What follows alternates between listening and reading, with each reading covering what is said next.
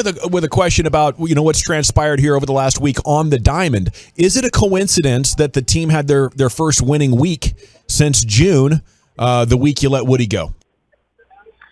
Oh, that's tough to say. Obviously we don't truly know the answer, but I think that I will say there's a great energy with the club. I think Tony Beasley's done a wonderful job of really bringing the guys together. There's a positive vibe, and the guys have played well on the field. So it's tough to say whether or not that's because of the change or not, but nonetheless, the guys are playing well. It's been fun watching. It's been a good series. Hopefully we finish it off tonight. Chris, was there a problem between you and Jon Daniels in as far as a working relationship? None whatsoever. JD's been a great friend, a great mentor, and absolutely not. We in a healthy way didn't see eye to eye from time to time on certain things, but that was why he brought me in, and we found ways to work through it. Again, he's a tremendous person, a tremendous leader, and I've enjoyed every minute working with him. But no, there was no fundamental issues between us whatsoever. In fact, we have been talking daily. Okay, that's good. So do you think as more of a lone wolf in the front office, maybe you can execute your vision more effortlessly or with less friction? I have not felt friction at all. I mean, I think that we've got a great group, a great team. We collaborate well. We disagree from time to time, but we find ways to work through it. And so I don't view it as a lone wolf whatsoever. I think, in fact, it's important to be surrounded with good people and a good team. And I'm going to continue the vision that we've set out. I'm excited about where we are and what we have to look forward to. See, a lot happening last week with Woody being let go, and then just 2 days later, the Jon Daniels news happens. How surprised were you to hear about the move regarding JD? Well, I was. I think Ray described it best. I was shocked. I had no idea that was coming. I was caught off guard by it. Certainly, we had a lot of meetings leading up to Monday's decision to make a change with the manager.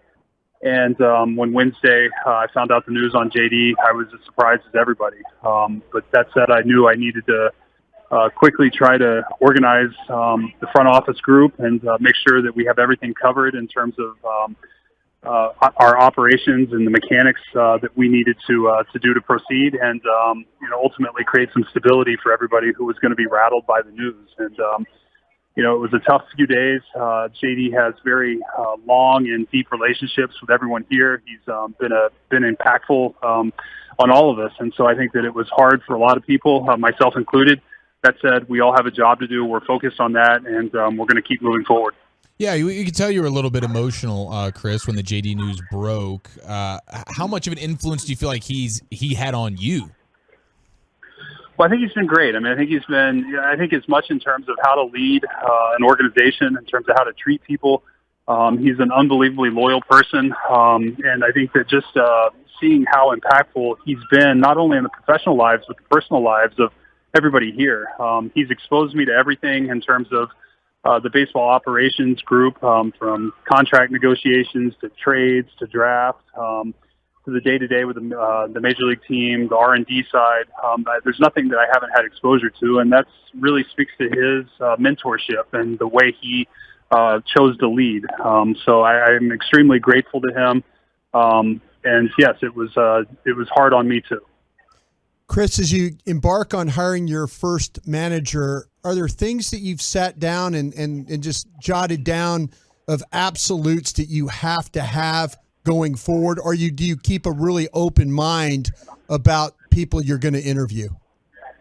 Well, I think it's both, really. I mean, I think there are hard absolutes that are needed. I think that there are qualities that are exhibited in all successful managers, and I think that we want to make sure we identify those in the next managerial candidate, whether that's somebody externally or whether that's Tony Beasley. So, yes, there are absolutes, but it's also important for us to keep an open mind. There's not one perfect way of doing things. I think that we, as a front office, want to be very open-minded to outside ideas, and I think we are going through our criteria. Obviously, last week was a pretty busy week, and we did not get to sit down as a group and do that, but we are going to this week start that process, and in the meantime continue to evaluate Bees and how he does the remainder of the season. It's Chris Young here with us on 105 through the Fan. Speaking of evaluating Bees, a small sample size clearly, but what he had to take over there and deal with in that first week as an interim manager and having a winning record to this point, how do you think Bees has done so far on the job? I think he's been tremendous. I mean, we knew the leader that Bees is. We know the relationships that he has with all the players, with the staff. He's unbelievably respected. And just a tremendous person. You know that Bees cares about you first and foremost as a person, and he has a way of getting the best out of you as a player. And so he's done a great job. He's handled a ton, maybe more than some handle in a year as a manager. He's handled in a week, and you know, I'm very proud to be working alongside him. He's the right person for where we are, and really, really happy with the way he's handled everything. I think it speaks to his character, his leadership qualities. It's a lot of fun to watch, you know, of that component of it. Okay, with so much transition and change going on in the front office and in the dugout, do you feel like ownership has a strong belief in what you've done and what you have planned? How do you feel that connection is with upstairs for you? Well, I think I have a great relationship with our ownership, with Ray. He's been tremendously supportive. He believes in our vision. I think he understands where we are in the process, and I think he's excited for us to continue the vision that we've laid out, but also to start seeing the results. And I think that's the important part. I think it's the important part for our fans to hear, is our fans have waited a long time for a winning team, obviously for a World Series championship. We are intent on doing that. We're doing it the right way. We're doing it in a way that's going to last. We want to sustain success when our championship window opens. And while we've had ups and downs this year, there's still 6 weeks of baseball left to finish strong. We want to build some momentum into 2023, and next year we intend to compete for a playoff spot and beyond. Yeah, that's fun. When Ray Davis said the team will spend some money this winter, but not like last year, and he said you need 2 top-of-the-rotation pitchers and a middle-of-the-lineup bat, he had quite a shopping list. Can you pull that together in one winter? What's your outlook on that? Ray was ambitious with his 2 top of the front end starting pitchers and a middle lineup bat. So, you know, we haven't discussed specifically how much. I think that may push last year's spending. I don't anticipate us spending like that again, but nonetheless, we are assessing our needs. We'll meet with Ray again soon and really walk through what the best options are, the best ways to spend the money, the best ways to allocate our resources, and we'll also explore the trade market as well. So. We have a lot of work to do, but I think they're exciting times. Ray has been unbelievably supportive. He is committed to giving us the resources we need to build a winning team, and we're gonna make sure we do that. Chris, are you going to hire somebody to work underneath you, and do job titles matter to you? The job titles really don't matter to me as long as we have a team that collaborates, that works well together, and everybody understands their individual roles and responsibilities. In terms of hiring, I really haven't crossed that. I haven't crossed that off my list in terms of you know, really figuring it out. I think that we've got a lot to do, starting with the manager search. I think that again, we're still all processing to some extent the change in the front office with JD's departure, and we'll really get together collectively as a front office group and decide what we need, where our limitations are, what roles that JD really filled for us that we're going to need to backfill, and we'll go from there. But we haven't really decided that yet, and at some point we may decide to do that, but we also have a good group, and I'm very confident in the team we have. Chris, can you kind of take us into the process a little bit of hiring a manager, sort of where you're at now and how you envision that going, and if there's any sort of timetable that you would maybe have a preference on when you could kind of get this thing all solidified?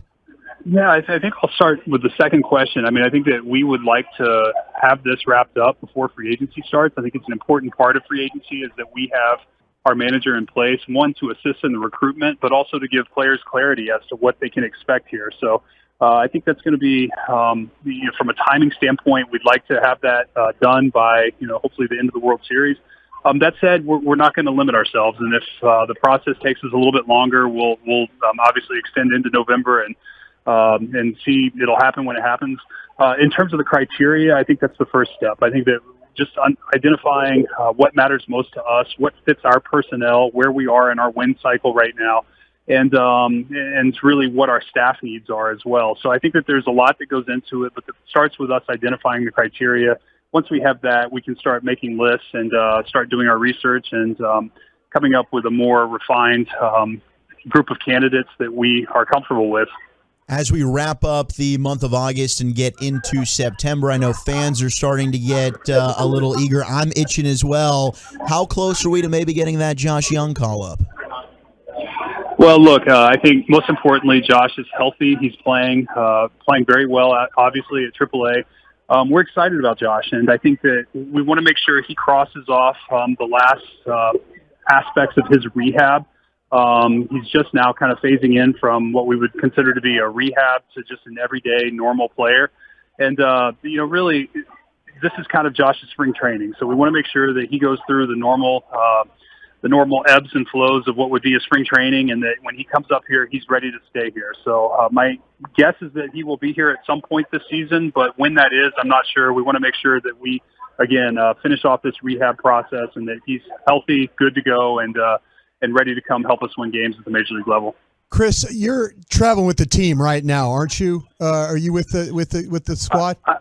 I was with the team in Minnesota this weekend. Okay. I flew back. I had meetings here in Arlington today, and I'm flying to Colorado tonight. Okay, you were supposed to meet with the team. Can you maybe share with what you said to the team once all this started to transpire?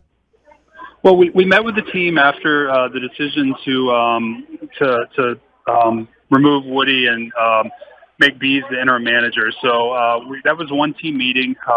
Really, the message has not changed. We did not have a second team meeting. I talked to Bees about it. We felt like it wasn't necessary. The guys are in a good place. The energy's good. They understand there's work to be done. They understand what their jobs and responsibilities are. And I think they've shown that with the way they played this weekend. So, I think we're in a good spot. The guys understand, and, we're going to keep moving forward and try to finish strong here. Got a little food question here for you, Chris. We found out that in the UK right now, they're going to be serving Big Macs, but instead of it being a beef burger patty, it's going to be like a chicken patty, like a McChicken. I'm curious, does that entice you in any way, a chicken Big Mac? I would probably pass on the chicken Big Mac. I'd go with the beef. Okay, so you're a regular Big Mac guy. When was the last time Chris Young found himself eating McDonald's? It's been a long time. It's I honestly can't remember. It may have been the minor leagues. It's been a long time. Wow. Okay. Now is that an all fast food thing? Like Chris Young not doing much? No. I enjoy fast food. I've got 3 kids, and we're on the go a lot between Rangers games and their youth sports. Fast food is a staple in our family. But McDonald's isn't in the current rotation for us. Okay, what about Chinese food? It's National Bao Bun Day. What's your favorite Chinese food whenever you order takeout? Oh, I like a General Tso's chicken. That's my go-to. It's number one on our top 10 list. Man, yeah, it's very popular. We got a leader here. We got a leader. You can find the best stuff.